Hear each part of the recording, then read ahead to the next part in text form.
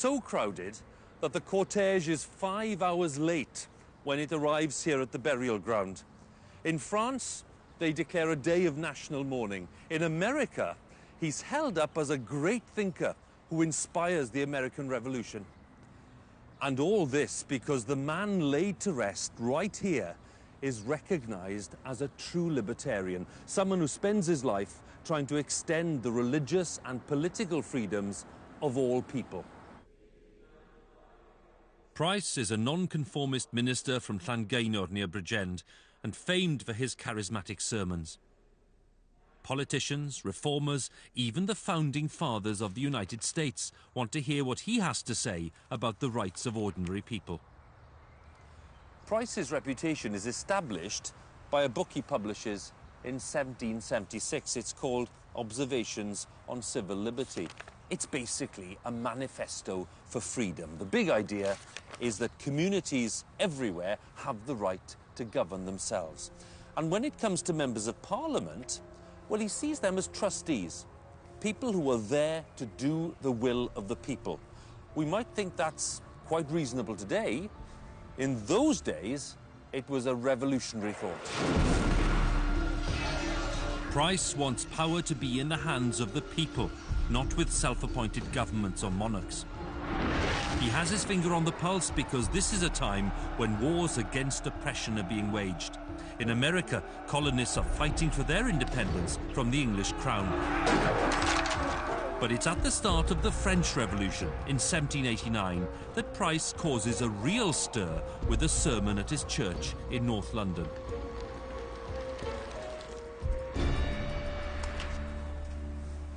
Richard Price steps into this church, the church he leads for 26 years. And this is where he delivers an explosive message to the waiting congregation. The French Revolution is underway, the mob is in control, and with all of this going on, Richard Price delivers an apocalyptic warning. His words are aimed at governments and kings who oppress their people. Tremble, all ye oppressors of the world. You cannot hold the world in darkness. Restore to mankind their rights and consent to the correction of abuses before they and you are destroyed together.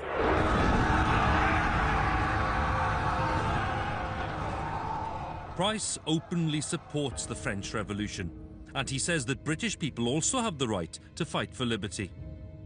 But at home he's dismissed by the establishment, lampooned in the press, and accused of stirring up bloodshed and anarchy. In fact, his ideas are a milestone on the road to a modern concept of civil rights and democracy. In the midst of the hardships of industrial Wales, these big ideas will eventually lead to big trouble.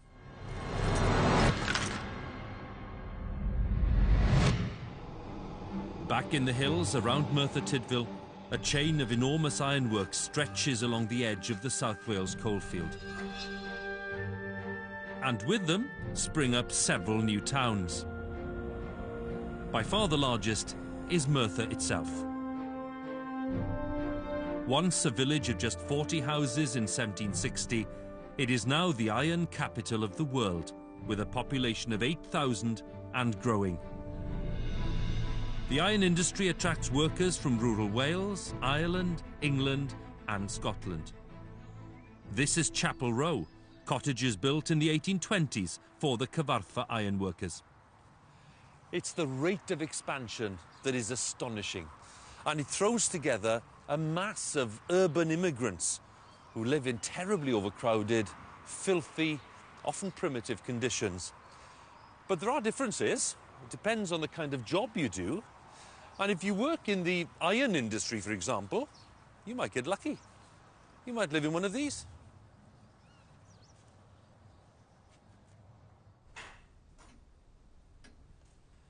The size of the house is a status symbol. There's nothing new about that. Unskilled workers would live in just 2 rooms. This house is rather different. There are 4 rooms here, 2 downstairs, and then 2 upstairs. And what you find is that this little room can be set aside for lodgers.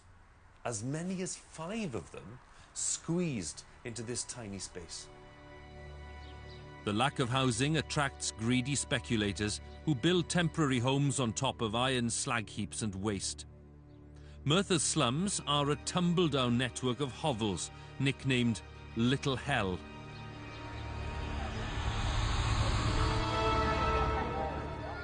A report from the 1840s describes one home that measures just 4.5 feet by 7.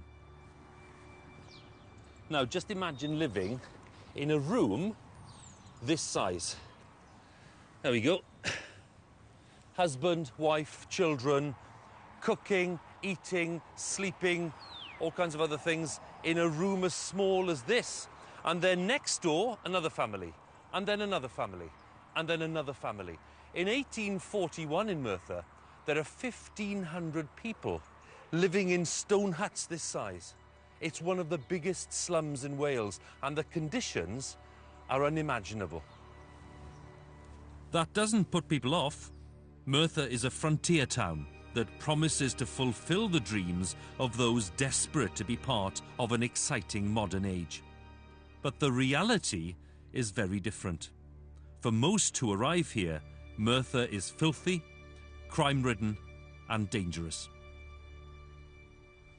The overcrowding in industrial towns like Merthyr is a public health disaster. There are no toilets, the roads are open sewers, people are infested with lice, and in these squalid conditions, infection and disease can spread at a terrifying speed.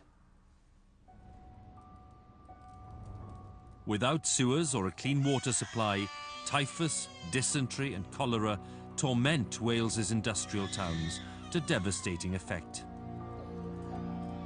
Between 1800 and 1850, cholera, known as the King of Terrors, killed several hundred each summer.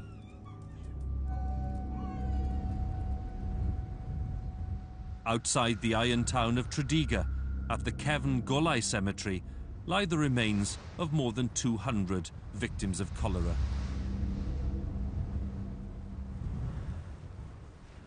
The bleak isolation of this place tells its own story. Cholera is a horrifying illness. Families who appear fit and well in the morning can all be dead by that evening. There is no known cause or cure.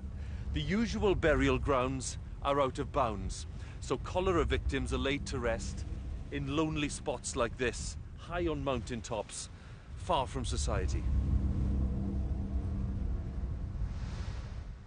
So weathered are the gravestones, the inscriptions are barely legible. In the early 19th century, it isn't yet known that cholera is spread by contaminated water. Those affected suffer vomiting, diarrhea and cramps. In severe cases, death comes in a matter of hours. 1 in 4 of those who die are infants. And those who survive are struck by fear and panic. They turn to God for their comfort.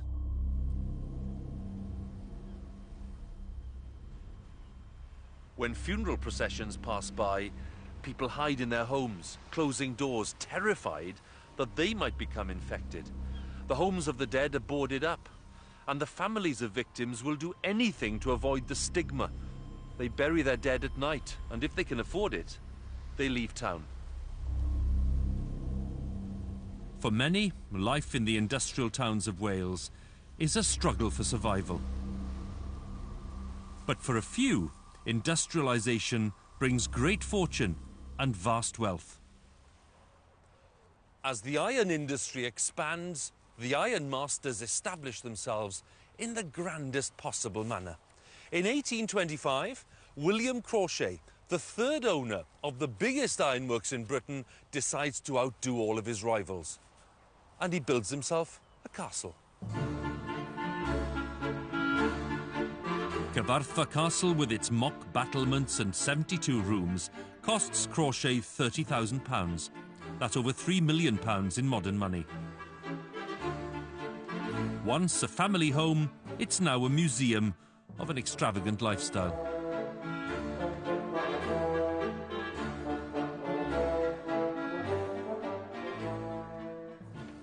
This is the centre of power.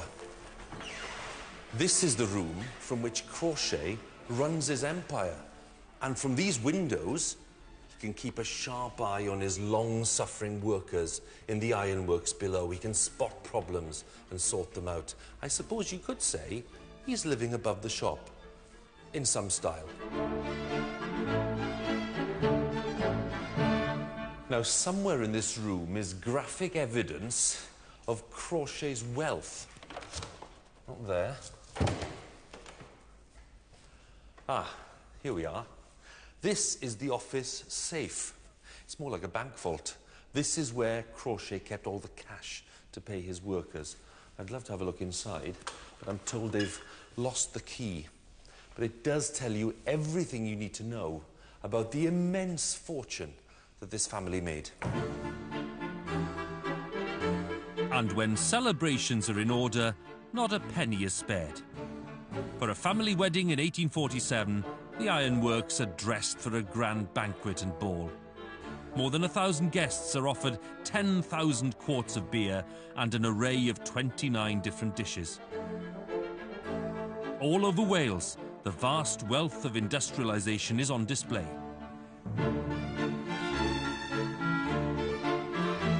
Most extravagant of all is Penrhyn Castle in North Wales, built on fortunes made from Welsh slate and Jamaican sugar.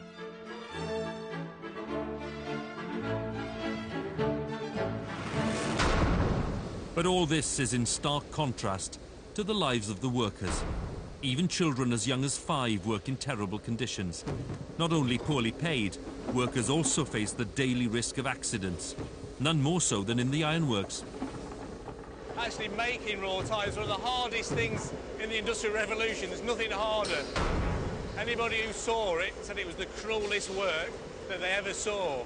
This stuff, raw tie, was made in basically 100-weight lumps by teams of men. It's not mass steel production. It was all handwork, all by skill of the operator and the team, handed down from father to son. The working life of a puddler who stirs the molten iron is usually over by the age of 40.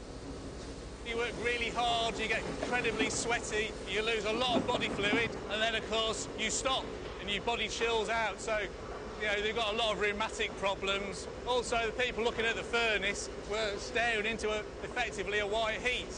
You can tell the temperature of the iron just by looking at it. If you spend a lifetime looking at it, you very quickly go blind. With all these hardships, people feel powerless and trapped. These feelings will culminate in one of the bloodiest incidents in Britain's industrial history.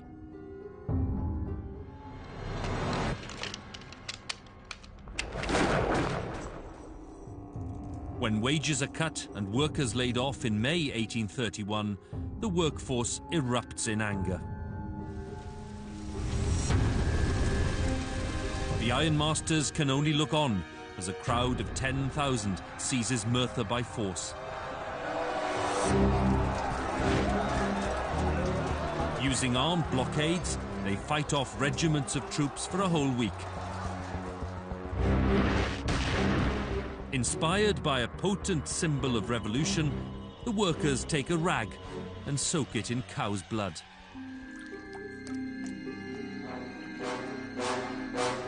It is during this uprising that a red flag is raised by British workers for the very first time. It becomes a symbol of solidarity.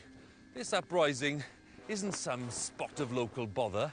It is organised, it is connected, and after years of unrest, the working class of Wales have an appetite for revolution.